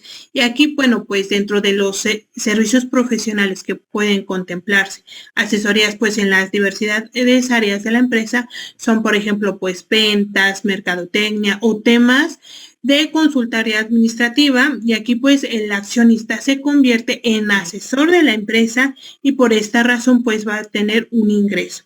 Y es importante que el servicio sea pues de acuerdo con las capacidades particulares del accionista y deberá de existir un contrato pues por la prestación de servicios. Adelante, por favor. Sí, y volvemos al mismo tema, ¿no, Dilla? A ver, aquí el problema del pago a los accionistas, a los inversionistas de las empresas, es que yo ya su naturaleza es inversión, hice una aportación de capital. Yo ya mi naturaleza con la empresa es de aportación de capital. En cambio, nuestro CEO sí es alguien que está operando la empresa. ¿Sí me explicó? Entonces, allá el CEO es subordinado o no subordinado. Es el directivo de la empresa, pero el CEO está subordinado a un consejo de administración, ¿eh? Y aguas, ahí es donde vienen todas las problemáticas, ¿no? Y tocaremos el tema precisamente de cómo yo soy, al rato vamos a platicar de eso.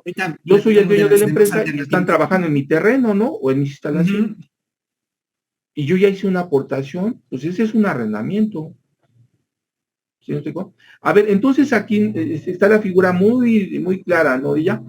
Yo aquí, yo soy accionista de la empresa, yo invertí mi dinero, pero la empresa necesita de mis servicios, ¿no? Yo soy el experto en este tema, yo soy el que consigue los clientes, pero a mí en mi comisión, en mi inversión no iba incluido mi servicio adicional, ¿no? Sino que yo tengo otra actividad, ¿no? O soy el experto en este tema, ¿no? No soy, yo ya hice una inversión, pero yo pago aparte, ¿no? Sí. Adelante, Villa, para que platiquemos cómo le remuneras a esa persona por el servicio. ¿Sí, Raúl? Vamos a tomar ahorita lo de las preguntas, vayan poniendo sus preguntas, y como veo que sí, bueno, hay mucha participación en esta parte, si quieren vamos a tratar de tocar los temas un poquitito más rápido y pasamos las preguntas al final para que vayamos tocando los temas y vayan saliendo dudas, porque si no ni va a haber tiempo de responder preguntas y creo que es un tema que les agradó mucho. Dilla, aquí lo que vemos en servicios independientes, ¿qué características y diferencias la vemos con respecto a asimilados a salarios? Bueno, pues aquí la remuneración percibida va a quedar pactada únicamente pues sobre las actividades que va a desarrollar el accionista, y aquí el comprobante fiscal lo va a generar el socio, el que va a prestar pues el servicio, en donde tiene que llevar pues disminuido el 10% pues por el concepto de ISR retenido por los servicios profesionales que está prestando. Y si el profesionista pues cobra servicios que estén grabados con el impuesto al valor agregado, pues tendrá que retener las 2/3 partes del impuesto que se traslade. No va a establecerse pues jornadas obligatorias de trabajo, y el lugar para desarrollar pues las actividades lo va a decidir quien va a prestar el servicio, o bien pues se va a dar por la naturaleza de la actividad. Aquí el prestador del servicio pues no debe de estar sometido a la dirección de la empresa, porque él va a decidir el modo y la manera de cómo va a estar ejecutando el servicio. El contrato pues va a mostrar claramente los elementos que van a definir la independencia de los servicios que se van a recibir y que servirán pues para desvirtuar las presunciones de estar en presencia pues de una relación subordinada. El contrato no va a incluir pues el otorgamiento de prestaciones adicionales de carácter laboral, como lo son pues el aguinaldo, la prima vacacional, la ayuda para despensas, y también pues debe comprobarse documentalmente que el prestador del servicio pues está inscrito ante las autoridades hacendarias en el régimen fiscal aplicable a la realización pues de sus actividades independientes. Aquí debe de haber una congruencia en las actividades en que esté inscrito pues el socio y las actividades que va a estar desarrollando pues dentro de la empresa. Adelante, por favor. Y bueno, aquí tenemos un pequeño ejemplo en donde se está calculando el pago que se le va a estar otorgando al socio mediante los honorarios por el servicio independiente que le va a estar prestando a la empresa. Le vamos a calcular pues el impuesto al valor agregado y vamos a tener 2 retenciones. la del 10% de ISR y las 2/3 partes del IVA que se va a estar trasladando. Adelante, por favor. Exacto, Esta ya parte- regresaremos, Raúl, regresaremos al rato más a las, pero quiero nada más hacer la aclaración, ¿no? A ver, el mayor número de observaciones que hace el Instituto Mexicano del Seguro Social y el mayor número de observaciones que nos hace el SAT en las revisiones es que llegue el SAT, atiende el gerente de la empresa, atiende el CEO de la empresa y le pagaban por asimilados. Y entonces, en el asimilado, ¿qué tenemos adentro, Raúl? Un servicio específico fuera de subordinación. Y ahí está la clave, amigo. Por eso nos hacen unos creditotes que vamos a pelear al instituto, vamos a pelear al SAT, porque le pagamos mal al gerente o le pagamos mal al CEO. Y yo creo que ese es el mensaje que vamos a mandar. Ya lo veremos más adelante, para que vayamos teniéndole el ejemplo, ¿no? Ahora, yo soy un comisionista independiente, yo soy una persona pero también soy el que vende, ¿no? La empresa, ¿no? Exacto. Soy el que vende la empresa. La empresa no camina si yo no vendo, ¿sí? Pues entonces, contrátame como el área de ventas, pero yo no estoy subordinado a ventas, sino además tengo una comisión. Pero yo soy el accionista que soy el más hábil para tener contactos. Tenemos aquí clientes, y Raúl me puede decir, ¿cuántos clientes tenemos, Raúl, que venden productos alemanes aquí en México? ¿Cuántos productos tenemos aquí ahorita, Raúl, con lo de Argentina, Perú? O sea, que ellos, o sea, increíblemente, no saben la dependencia que tenemos en medicamentos, por ejemplo, Raúl, con medicamentos, ¿no, Raúl? ¿Quién produce la materia prima? Y ellos van y consiguen, ¿no? A ver, tocando comisiones, efectivamente ahorita Emilio, vamos a tocar eso del SEO. Exacto. En este tema, de hecho, lo quería tocar. Tenemos dos tipos de comisiones, tenemos las laborales y los mercantiles. Contratas a un CEO, por ejemplo, y el CEO es una persona con buenos contactos en otras empresas y que se va a dedicar a vender a tu empresa cierto producto. Pero dices, no solamente el CEO tiene un sueldo, ¿no? A lo mejor le estás pagando por sueldos y salarios o le estás pagando por medio de a un asimilado a salario, ¿no? Pero dices, ¿sabes qué? También le quiero dar una comisión. ¿Y cómo se la pago? ¿Cómo me conviene pagarla? Si le doy una comisión laboral porque lo tengo como trabajador, ¿qué beneficios tengo de pagarle por esa comisión? ¿Sabes qué? Por una comisión por venta. Entonces, se las voy a pagar por medio de comisiones laborales. Aquí nos tenemos que ir al capítulo 1, título 4 de la ley del impuesto sobre la renta. Y entonces, ¿cómo se le calcula la retención que le voy a hacer por ese pago? ¿Qué beneficio tienes si le pago por allá? Pues que no causan impuesto al valor agregado. Y dice, pues qué padre, le pago por comisiones laborales. Pero ¿qué crees? Esa comisión sí paga impuestos sobre nómina, por lo menos aquí en la Ciudad de México y en algunos otros estados. Entonces, es de análisis de no nada más estamos ya jugando con impuestos federales, sino también con locales. Pero ¿qué crees? Le voy a pagar por una comisión mercantil de acuerdo a la venta. ¿Por qué? Porque él me vendió 50 productos y yo le prometí que le iba a vender, que le iba a dar una comisión del 2% sobre las ventas. Entonces le puedo pagar por comisiones mercantiles y aquí ya nos tenemos que cambiar al Código Fiscal de la Federación y ver cómo son las características de cómo reputa esa actividad empresarial, porque él también tiene que dar de alta que es comisionista, por ejemplo, porque aquí ya es un régimen. Entonces, te digo que es cada análisis, pero se le puede pagar, por ejemplo, al CEO por comisiones también, o al socio, porque el socio es muy movido y tiene, en la escuela hizo muchos compañeros que también fundaron empresas y se hacen negocios entre ellos y pues una alternativa puede ser, la comisión. Aquí es importante ver cómo está el socio en la empresa y ver cuál le favorece más. Si es trabajador, pues le pagamos por laborales, ¿no? O si no está en la empresa y no cae en ninguna, a lo mejor por mercantiles. En el caso de los socios. Y en el caso del CEO, te digo, también es ver cómo lo metimos dentro del esquema de la empresa. Al final, el CEO puede participar a lo mejor en la mesa directiva o el CEO es un subordinado de la mesa directiva y entonces sí puede ser asalariado. Por eso te digo, esa característica del CEO es cómo lo podemos retribuir al igual que un socio. Estas comisiones laborales se reportan al IMSS. Hay que checar aquí en este caso, en las laborales, un porcentaje sí, pero hay que checar qué forma parte del sueldo. Adelante, por favor. Las preguntas ahorita a lo mejor las pasamos tantito al final para tocarlas así. ¿Qué características vemos en las comisiones? Primero, que es una remuneración por algo que se realizó a favor de la empresa. ¿Qué hay? Existe un contrato en la que yo le digo entre comisionista y comitente que le dice, ¿sabes qué? Por tantas ventas de ciertos productos, a ti te toca esta comisión por esta venta, porque pues estás llevando mi producto a nuevas empresas, a nuevos lugares, a nuevos países. ¿Qué reglas especiales hay? Que el comisionista debe desempeñar su encargo respetando las instrucciones recibidas del comitente. ¿Dónde vamos a ver eso? En el contrato. El contrato de comisión mercantil se extinguirá con el vencimiento del tiempo pactado o por revocación del encargo. O sea que es por tiempo limitado. O sea que es por un año como mínimo y máximo. Instrumentos jurídicos. El contrato de comisión mercantil pues es un contrato y para estar estudiando las comisiones, ya sea que sean laborales o sean comisiones mercantiles, hay que estar viendo de acuerdo a su fundamentación jurídica y hay que estar atentos a la ley del valor, al impuesto de valor agregado y a sus reglamentos, porque hay retenciones. Adelante. Aquí vemos un ejemplo.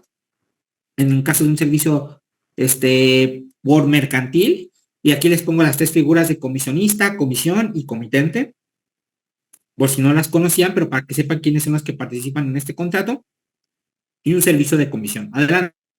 Y ahí es súper importante para los amigos que nos acompañan. La clave para los contadores y la clave para los empresarios, el segundo elemento. Cuando llega la autoridad y te revisa o te pide una justificación, lo que tenemos que tener es un excelente contrato que señale los límites y alcances de la actividad.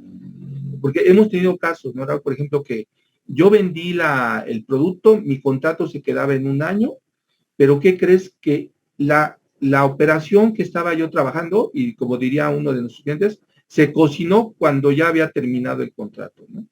O ya buscan al cliente cuando ya se había terminado el contrato. O le van a pagar hasta después del contrato. Tienen que tener mucho cuidado en eso porque se convierte en una relación laboral después. Entonces tenemos que tener mucho cuidado. Y luego, Raúl, qué bueno que estamos en este esquema. Tenemos que separar el accionista como tal de las actividades que realiza adicionales a la empresa. Porque nuestros empresarios en este país son pobres porque no les paga la empresa por todos los servicios adicionales que le prestan a otros accionistas de la empresa, ¿no? Y acuérdense, la persona moral se convierte en una persona independiente. La persona moral tiene otra naturaleza, pero trabajan gratis nuestros accionistas para la empresa, ¿no? Y luego, Raúl, tenemos una marca, tenemos un conocimiento, la empresa vive de nuestra marca y nadie le paga nada por el manual al accionista, ¿no? ¿Cómo le pagamos esas regalías? Adelante, por favor, Dulce. En este caso, por ejemplo, ahorita tenemos el caso de unos chicos que están creando un software y quieren crear una empresa, ¿no? Y dicen, oye, ¿cómo puedo recibir aparte un ingreso? Pues por regalías. Este es uno de los ejemplos. ¿Por qué? Porque es una idea, es una alternativa que los socios creadores al crear, por ejemplo, una empresa, no solamente pueden sacar dinero hasta de utilidades, sino también por regalías, porque al final una nueva persona jurídica es otra persona diferente a ellos y puede retribuirles al mismo socio. Por ejemplo, aquí de alguna manera les regalé una opción, por ejemplo, si es que tú tienes en tu empresa metido alguna de las características posibles que caigan en regalías. ¿Cuáles son los derechos de autor? Por ejemplo, tengo una marca que vende y se la cedo a otra empresa para que pueda vender por mí, pero a cambio por cada venta yo en un contrato llego a acordar que me van a pagar regalías por el uso de mi marca, por el uso de mi producto, por el uso de mi libro, por el uso de mi software. ¿Por qué? Hablemos, por ejemplo, de la empresa Compact, ¿no? Que vende el programa de registro contable, pero Compact no lo vende directo, se lo cede a otras personas y ellos le pagan las regalías correspondientes o una renta mensual, pero al final es por regalías. Entonces, hay que observar muy bien qué es lo que tienes de producto y cómo lo cedes y cómo lo vendes. Y una alternativa son las regalías. ¿Qué pasa? Que a veces nosotros buscamos un socio y el socio escribe un libro, ¿no? Y el libro se promociona por parte de la empresa, cómo le saca beneficio a la empresa y el socio puede recibir prestaciones por regalías. Las regalías tienen una característica, pero va para el socio a la hora del pago del impuesto. Adelante, por favor. Cuando el socio es parte de la empresa, ¿no? Porque también, y cuando es socio y cuando no, porque puede cederle a otra empresa que lo ocupe. Tenemos dos diferentes, ¿no? Ahí. Entonces, por ejemplo, te dice que si es para un socio, Lo que puede recibir no puede, solo, sin límite para el socio. ¿Por qué? Porque no juega con la parte de la deducción del beneficio que hay. Pero en este caso está exento hasta 20 salarios mínimos. Cambia el porcentaje de deducción al socio si aplica la exención, porque hay una exención de deducción para la persona física socio. ¿Qué reglas especiales hay? No aplica el monto exceso si es socio de una empresa o si tienes más del 10% de la empresa donde tú estás prestando el producto para regalías. Todo esto lo vamos a sustentar con un contrato. Hacemos mucho énfasis en los contratos. Aquí en la Asociación de Empresarios también hemos tenido una plática sobre los contratos jurídicos. Creo que posteriormente la vamos a dar, pero es importante que el contrato es, creo que al igual que el acta de asamblea, la parte fundamental de cualquier negocio. Sin contrato no tenemos sustento para sustentar nada, ya sean estas alternativas de liquidez como cualquier otro negocio. Entonces, hacemos mucho énfasis en los contratos para cualquier actividad que estás haciendo con la empresa, y regalías es una importante. Adelante. En el siguiente tengo un ejemplo de cómo funciona esta parte. Si se está ocupando la proporción de exención para la persona que tenga regalías. Por ejemplo, aquí tenemos una actividad profesional y te dice, sabes que yo tengo 2 millones de ingresos, pero por regalías recibo 1 millón. Entonces aquí existe una proporción del 33% por regalías. ¿Qué te quiere decir esta parte proporcional? Que, por ejemplo, él tuvo una totalidad de ingresos de 3 millones de pesos y le vas a disminuir la parte exenta que te da este beneficio fiscal, que son 702,021.2. Entonces tu base gravable cambia. Pero como estás ocupando este beneficio del tope de exención, te dice, ok, pero no todas tus deducciones las vamos a ocupar. Entonces, en el porcentaje que tus regalías representen de tu totalidad de ingresos, solo vas a poder deducir la otra parte. ¿Qué quiere decir? Solo el 66.67%.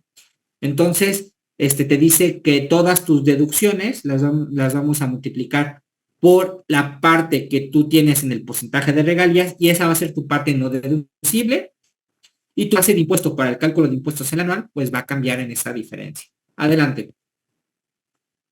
Regalías a lo mejor la tocamos por encimita, pero es importante. ¿Por qué? Porque tenemos empresas que tienen fórmulas que las prestan a otras empresas. Pues ¿por qué no cobrar también por regalías? Hablando de otro concepto. O socios que son químicos y dan su fórmula a la empresa, pues otra alternativa de sacar el dinero, ¿no? Y altamente bien sustentados, ¿no, Raúl? En el contrato. Bien sustentado.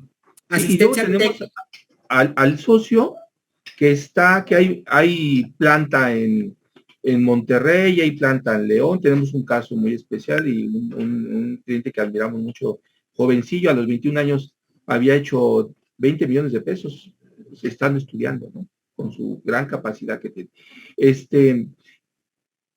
Hay planta en Monterrey, hay planta en Jalisco, Raúl, hay planta en Guadalajara, pero nadie le entiende a la maquinaria y nada más él sabe la parte técnica, ¿no? Normalmente en esta parte de asistencia técnica, Raúl, sobre todo nos pasa mucho que hay mucho extranjero que tenemos aquí la maquinaria, pero la asistencia nos la traen desde el extranjero, ¿no? Pero aquí en México se han desarrollado muchas acciones en que solamente contrataron al accionista, pero como accionista para que diera la asistencia técnica. Pero ninguna de las actas dice que se le contrató como accionista para ese fin, pero él es el experto en el tema y se sigue especializando. Y entonces yo soy el único que sabe cómo reparar esa máquina o cómo echarla a andar cuando se detiene, o tengo los secretos de esa situación, ¿no, Raúl? Soy el único que lo sabe. ¿Tengo derecho a que me paguen por asistencia técnica? Pues yo creo que sí, si no hay un contrato adicional. Pero, ¿cómo funciona la asistencia técnica? Ok, ¿es algún servicio especial? Principalmente la asistencia técnica, como dices, se menciona cuando se presta fuera de la fuente general donde él trabaja o fuera de su centro de trabajo. Aquí en México lo podemos ver a lo mejor en las plantas, que a lo mejor su planta está en Ciudad de México y va a prestar un servicio especial para la empresa en Monterrey y le pagamos algo especial por asistencia técnica, pero sobre todo lo vemos con socios extranjeros o con extranjeros que vienen a México. Aquí voy a especificar exclusivamente a socios extranjeros que vienen a prestar un servicio a México, que a lo mejor tienen una planta constructora aquí, como un caso japonés que tuvimos, en León, que viene, presta su servicio, y aquí ya estamos jugando con otras reglas diferentes, porque al ser extranjero, no solamente ya estamos jugando con hard law, que estamos hablando de leyes estatales, sino también con soft law al no pertenecer aquí, ya estamos hablando de OCDE o de ONU. Y si estamos hablando simplemente de alguna persona aquí en México, ¿qué retención tenemos en asistencia técnica? 25%. Pero un extranjero con un país con el que tengamos tratado, hay que verificar también tratados internacionales y a lo mejor él no está jugando aquí en el 25% y no tiene retención porque en su país no tiene y en el tratado se acordó eso. Entonces, para extranjeros y socios extranjeros que vienen aquí a México, asistencia técnica puede ser atractivo viendo cuál es el tratado internacional que tiene el socio y los tratados que tiene el país y ver qué se está prestando. Asistencia técnica es algo en la que se puede prestar un servicio técnico como la reparación de una maquinaria, como la observación sobre cómo está el proceso de fabricación de algún producto, pero todo tiene que estar sustentado con un contrato. Y si es extranjero, pues les digo, podemos jugar o podemos revisar cómo está el tratado de, en este caso de México, con la nacionalidad y el lugar de residencia de la persona. Adelante. Sí, y mensajito así, ¿no, Raúl? A ver, accionistas de empresas, cobren en sus empresas. Porque tienen, ustedes dan 20 de actividades, hagan una listita ahí de todas las actividades que hacen y que no les paga la empresa. Y dicen, pues, ¿qué onda? O sea, yo trabajo y no le pagan, y aparte, luego su contador le paga de otra forma, no tiene ingresos, y él es el órgano pensante, el más importante de la empresa, ¿no? Y luego ya invitaremos a Gilberto para que les platique del seguro de hombre clave, porque nuestra accionista ni seguro de hombre clave tiene, ¿no? Y es el hombre, se va él y se cayó la empresa, ¿no? A ver, Raúl, ¿y cómo pagamos esta asistencia técnica? ¿Cómo tiene la fórmula? Se emite un CFDI por parte de la empresa en la que es la asistencia técnica porque hay una retención de impuestos sobre la renta que le vamos a hacer a la persona que nos presta el servicio. Obviamente hay un impuesto al valor agregado en asistencia técnica y debe de existir el contrato y solamente expide el CFDI la empresa por asistencia técnica, en este caso al socio, si es el caso, o a cualquier persona que hayamos traído que nos preste el servicio. Pero como nosotros estamos hablando de socios accionistas, a veces tenemos, por ejemplo, socios que son excelentes técnicos y por eso los hicieron parte de la empresa. La hemos encontrado sobre todo en cooperativas, ¿no? Entonces, pero esta es una alternativa. Adelante. Si tuvimos un cliente, Raúl, ¿te acuerdas ahorita? Bueno, porque él ya se cambió definitivamente. Nuestro amigo estudió aquí en una universidad en México, se fue a vivir a Estados Unidos, él allá desarrolló su habilidad en la construcción y empezó desde abajo, ahora sí que regando chapopote, ¿no? Como él decía. ¿Y saben qué hizo? Él desarrolló una habilidad para fabricar productos de secado rápido, no, Raúl, que en carreteras, ¿no? O sea, en cuestión de horas iban señalando el producto y decían, ya está listo, y aplicaban un líquido y se secaban rapidísimo las carreteras, ¿no? Ha sido contratado por muchos gobiernos y su gran capacidad es técnica, ¿no, Raúl? Su gran capacidad técnica. Y luego, amigos, ya llegamos a la parte de rapidísimo, vamos un poco atrasados por esto. Yo creo que vamos a tener que doblar esta reunión más adelante, pero ya le voy a pagar al administrador y al consejero de la empresa, pero también son miembros del consejo de administración. Y aquí hay una gran temática, ¿no, Raúl? Le quieren pagar al CEO igual que le pagan a los accionistas. Y no, el CEO no es accionista. O puede ser accionista y también CEO. Pero yo he visto muchos errores, ¿no, Raúl, en las empresas?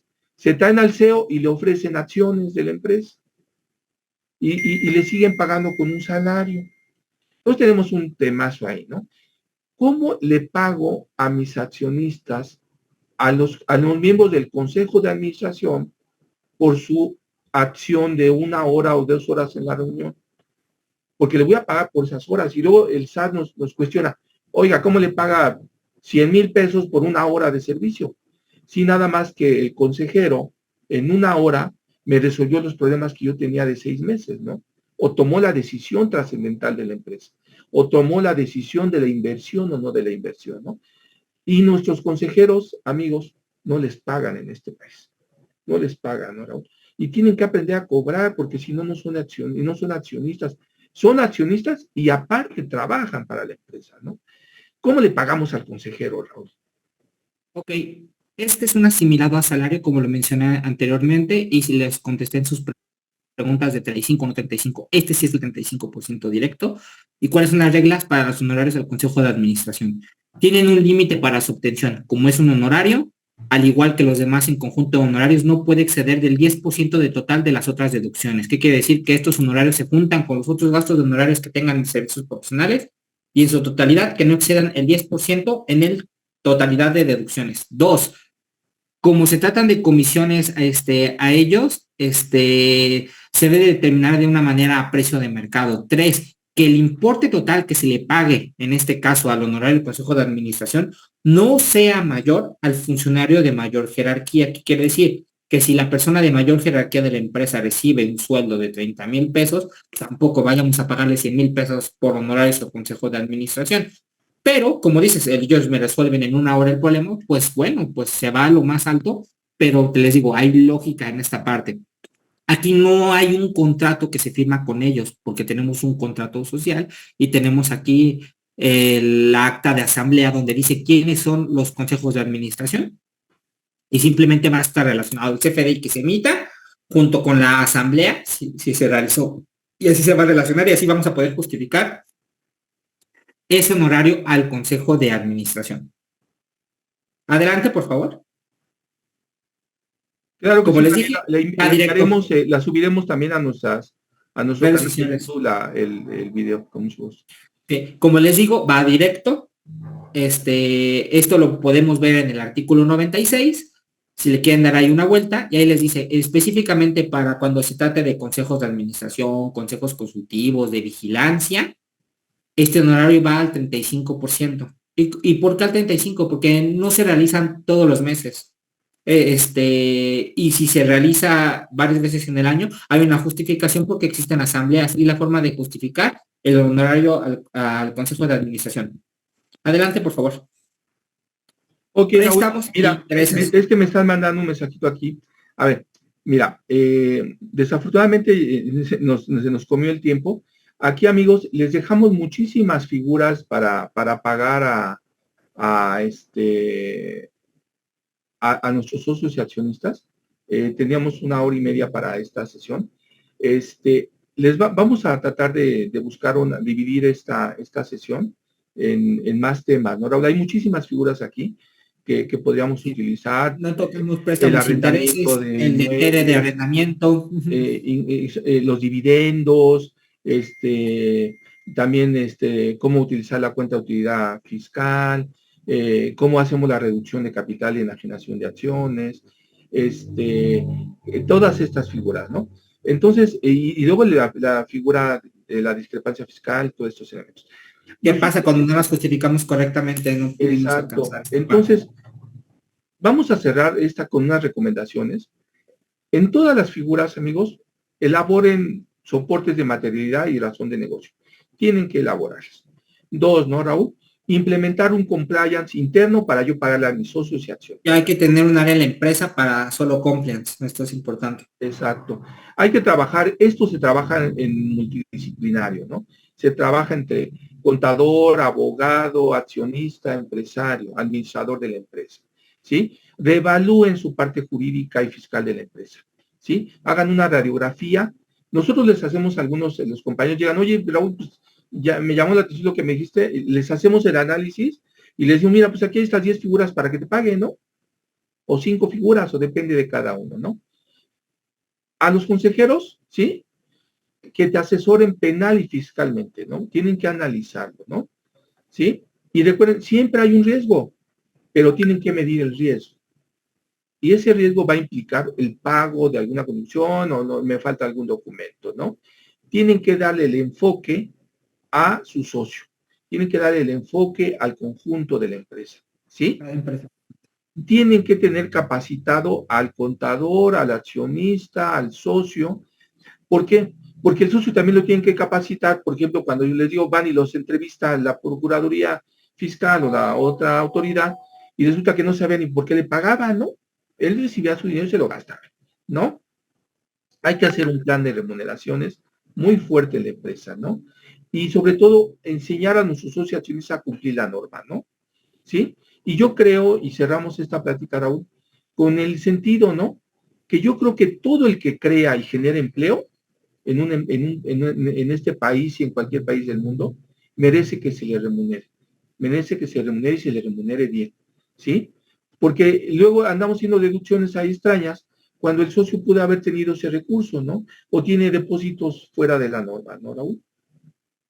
Enseñar al socio, a lo mejor yo sé que es algo caro, pero empezar a ver los impuestos más bien como parte del gasto para que se haga una, ¿cómo lo puedo decir? Un capital, porque él se genera eso, ¿no? Es parte del gasto, para que el socio lo entienda de esta manera. Y pues es lo que hacemos por hacer negocio aquí en México. Lamentablemente a lo mejor podemos ver que el impuesto está muy alto, pero si lo comparamos con otros países, a lo mejor no tanto. Entonces, si vamos a pagar impuestos y vamos a retribuirle al socio, pues hay que retribuirle de la manera correcta, pagando lo justo y pues observando cuáles son las actividades del socio dentro de la empresa, pues para que sea retribuido de manera correcta, no solo al socio, sino también al CEO, ¿no? Que también caen muchas de estas características. Y les agradecemos mucho su presencia en esta plática. Y una disculpa, nos ganó el tiempo, nos rebasó el tiempo en este tema, pero estamos para servirles. Muchísimas gracias. Si quieren saber más del tema, creo que tenemos alguna de otras sesiones anteriores sobre el mismo tema dentro de nuestra página de YouTube. En el canal YouTube hay otras sesiones de esto, ¿no? Por si queda alguna duda, pues estamos a sus órdenes. Cualquier duda o aclaración, escríbenos en nuestras redes sociales. Asuntos fiscales, soluciones fiscales.